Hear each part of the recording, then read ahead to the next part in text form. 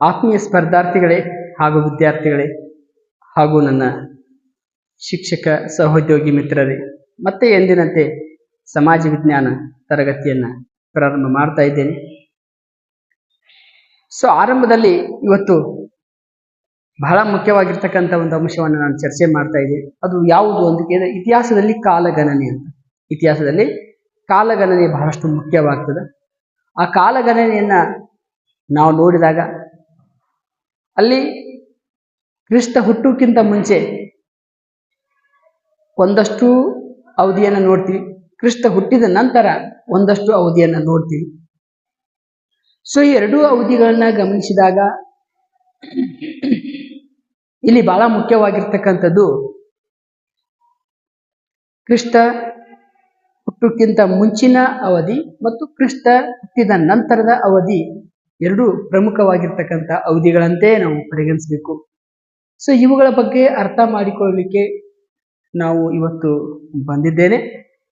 ಹಾಗಾಗಿ ಇತಿಹಾಸದಲ್ಲಿ ಕಾಲಗಣನೆ ಅಂದ್ರೆ ಏನ, ಕ್ರೊನೊಲಾಜಿಕಲ್ ಆಫ್ ಹಿಸ್ಟ್ರಿ ಅಂದ್ರೆ ಏನು ಅಂತ ನೋಡಿದಾಗ ಅವರು ಒಂದಷ್ಟು ಮಾಹಿತಿಗಳನ್ನ ಹೇಳ್ತಾ ಹೋಗ್ತಾರೆ. ಮಹತ್ವಪೂರ್ಣವಾದ ದಿನದಿಂದ ಆರಂಭವಾಗುವ, ಬಹಳ ಪ್ರಮುಖವಾದ ಮತ್ತು ಮಹತ್ವಪೂರ್ಣವಾದಂತಹ ಒಂದು ದಿನದಿಂದ ಆರಂಭವಾಗುವ ಕಾಲಗಣನೆಯನ್ನ ಶಕ ಅಥವಾ ಶಕೆ ಎನ್ನುವರು. ಶಕ ಅಥವಾ ಶಕೆ ಅಂತ ಕರಿತೀವಿ. ಫಸ್ಟು ಇದನ್ನ ನಾವು ಅರ್ಥ ಮಾಡ್ಕೋಬೇಕು.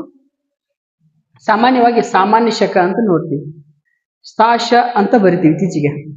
ಯಾಕೆ ಹೀಗೆ ಬರಿತಾ ಇದ್ದಾರೆ ಇತ್ತೀಚೆಗೆ ಅಂದ್ರೆ, ಸಾಮಾನ್ಯ ಶಕೆ ಅಂತ ಯಾಕೆ ಬರಿತಾ ಇದ್ದಾರಪ್ಪ ಅಂತ ಹೇಳಿದ್ರೆ, ಯಾವುದೇ ಧರ್ಮ, ಪಂಗಡ, ಗುಂಪು, ಸಮುದಾಯ ಮತ್ತು ಧರ್ಮದ ಆಧಾರದ ಮೇಲೆ, ಧರ್ಮದ ದೈವದ ಹೆಸರಿನ ಮೇಲೆ ಇರಬಾರ್ದು ಅನ್ನುವಂಥ ಒಂದು ಘನವಾದ ಉದ್ದೇಶದಿಂದ ಕ್ರಿಸ್ತ ಶಕ ಇದ್ದಿದ್ದನ್ನು ಸಾಮಾನ್ಯ ಶಕವನ್ನಾಗಿ ಬದಲಾಯಿಸಲಾಗಿದೆ. ಸಾಮಾನ್ಯ ಶಕವನ್ನಾಗಿ ಬದಲಾಯಿಸಿದ್ದಾರೆ ಅಂತ ಇದನ್ನು ನಾವು ಅರ್ಥ ಮಾಡ್ಕೋಬೇಕು. ಕ್ರಿಸ್ತ ಶಕೆ ಹೋಗಿ ಕ್ರಿಸ್ತ ಅನ್ನುವಂಥದ್ದು ಒಂದು ಧರ್ಮದ ಹೆಸರಿನ ಅಥವಾ ಒಬ್ಬ ಧರ್ಮಗುರುವಿನ ಹೆಸರಿನ ಆಧಾರದ ಮೇಲೆ ನಾವು ಜೀರೋದಿಂದ ಅದನ್ನು ತೆಗೆದುಕೊಂಡು ಬಂದಿದ್ದೀವಿ. ಈಗ ಯಾವ ಪಂಗಡಕ್ಕೆ ಧರ್ಮಕ್ಕೆ ಸೇರಬಾರ್ದು ಅನ್ನೋ ನಿಟ್ಟಿನೊಳಗ ಇದನ್ನು ಬಳಸ್ತಾ ಇದ್ದಾರೆ. ಆಮೇಲೆ ನಾವು ನೋಡಿದಾಗ ಈಗ 1336 ಕ್ರಿಸ್ತ ಶಕ ಅಂತ ನೋಡಿದಾಗ ವಿಜಯನಗರದ ಸಾಮ್ರಾಜ್ಯದ ಸ್ಥಾಪನೆ ಆಯಿತು.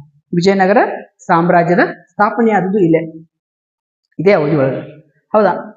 ಇದು ಹಂಪಿ ಒಳಗ ಈ ರೀತಿ ಸ್ಥಾಪನೆ ಆಗ್ತದೆ. ಹಾಗಾದ್ರೆ ಅಂದ್ರೆ ಯೇಸುವಿನ ನಂತರ, ಅಂದ್ರೆ ಯೇಸು ಕ್ರಿಸ್ತನ ನಂತರ, ಯೇಸು ಕ್ರಿಸ್ತ ಹುಟ್ಟಿದ ನಂತರ 1336 ವರ್ಷಗಳ ನಂತರ, ಯೇಸು ಹುಟ್ಟಿದ ನಂತರ 1336 ವರ್ಷ ಆದ ನಂತರ ಏನಾಗ್ತದೆ ಅಂತಂದ್ರೆ ಒಂದು ವಿಜಯನಗರ ಸಾಮ್ರಾಜ್ಯ ಸ್ಥಾಪನೆ ಆಗ್ತದೆ ಕರ್ನಾಟಕದಲ್ಲಿ. ಅರ್ಥ ಆಗಿರ್ಬೇಕು ನಿಮಗೆ ನಾ ಹೇಳುದು. ಅಂದ್ರ ಯೇಸು ಹುಟ್ಟಿದ ನಂತರದ ದಿನಗಳೆಲ್ಲವೂ ಏನಪ್ಪಾ ಅಂತಂದ್ರೆ ಕ್ರಿಸ್ತ ಶಕ ಅಂತ ಭಾವಿಸ್ತೀವಿ. ಕ್ರಿಸ್ತ ಶಕ ಅಂತ ಭಾವಿಸ್ತೀವಿ. ಹಾಗಾಗಿ ಇಲ್ಲಿ ನಮ್ಮ ಭಾರತದ ಒಂದಷ್ಟು ರಾಜರು, ಕನ್ನಡದ ಒಂದಷ್ಟು ರಾಜರು ಏನ್ ಮಾಡ್ತಾರಂತಂದ್ರೆ ಶಾಲಿವಾನ್ ಶಕ, ಗುಪ್ತ ಶಕ, ವಿಕ್ರಮ ಶಕ, ಹಿಜರಿ ಶಕ ಅಂತೇಳಿ ಇತಿಹಾಸಗಳಲ್ಲಿ ನೋಡ್ತಾ ಇತ್ತು. ಶಕ ವರ್ಷಗಳೆಲ್ಲ ಬರ್ತಾವ. ಇವುಗಳನ್ನ ನಾವು ಗಮನಿಸಿದಾಗ, ಇವನು ನಾವು ಚೆನ್ನಾಗಿ ಅರ್ಥ ಮಾಡ್ಕೊಂಡಾಗ ಏನು ಎಂತು ಅಂತೇಳಿ ಒಂದಷ್ಟು ಮಾಹಿತಿಯನ್ನ ತೆಗೆದುಕೊಂಡು ಬಂದಿದ್ದೇನೆ. ಅದೇ ಇವತ್ತಿನ ತರಗತಿಯ ಮುಖ್ಯ ಭಾಗ ಆಗಿರ್ತದೆ.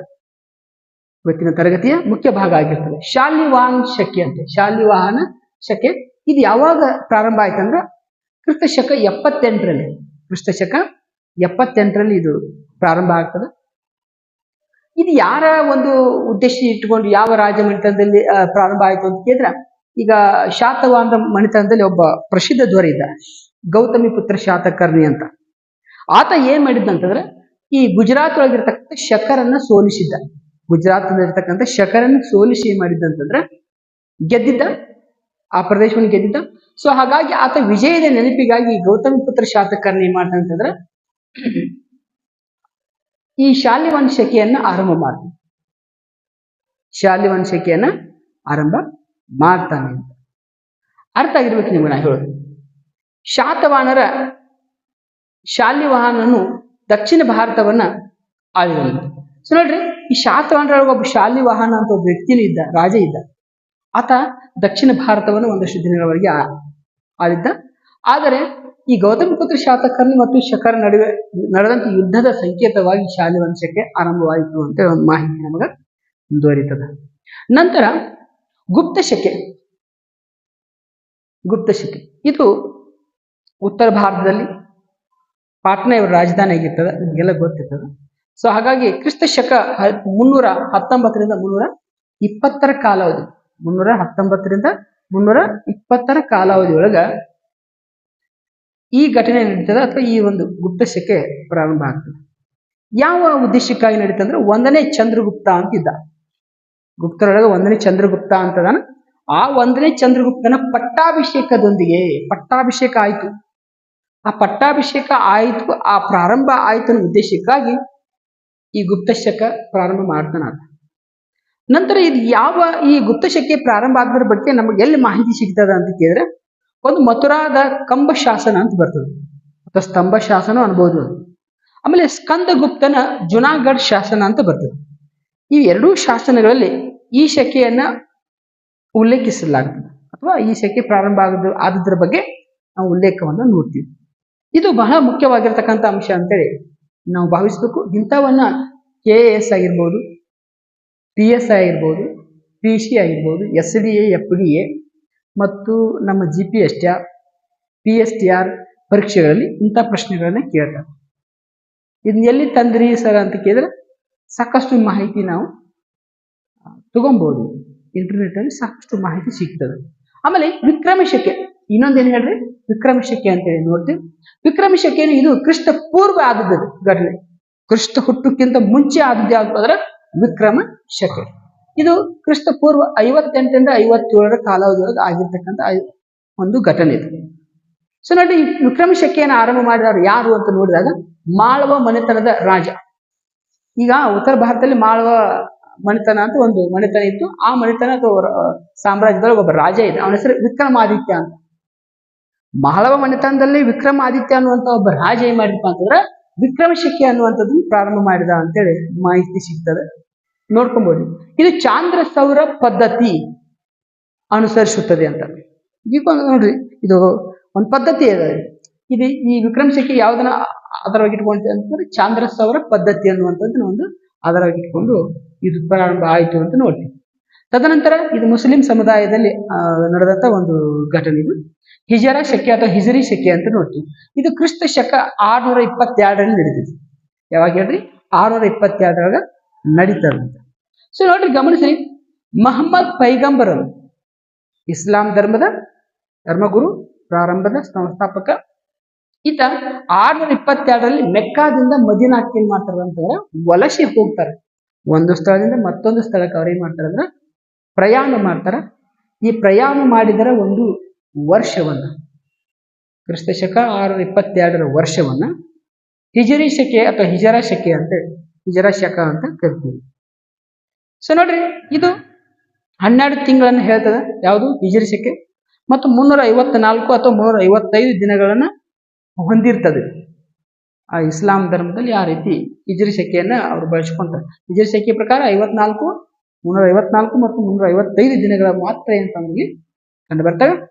ಆಮೇಲೆ ಒಂದು ಮಾಹಿತಿಯನ್ನು ನಾವು ಗಮನಿಸ್ಬೇಕಿಲ್ಲ, ಮುಸ್ಲಿಮರ ರಂಜಾನ ಇರ್ಬೋದು, ಹಜ್ ಇರ್ಬೋದು, ಹಬ್ಬಗಳಾಗಿರ್ಬೋದು, ಯಾವುದೇ ಒಂದು ಕಾರ್ಯಕ್ರಮಗಳಾಗಿರ್ಬೋದು, ಅವೆಲ್ಲವೂ ಏನಪ್ಪಾ ಅಂತ ಹೇಳಿದ್ರೆ ಈ ಹಿಜ್ರಿ ಶಕೆ ದಿನಾಂಕದ ಪ್ರಕಾರ ಅಥವಾ ಹಿಜ್ರಿ ಶಕೆ ಕ್ಯಾಲೆಂಡರ್ ಪ್ರಕಾರ ಮಾತ್ರ ಏನ್ ಮಾಡ್ತಾರೆ ಅವರು ಅದನ್ನ ಬಳಸ್ಕೊಂತಾರ.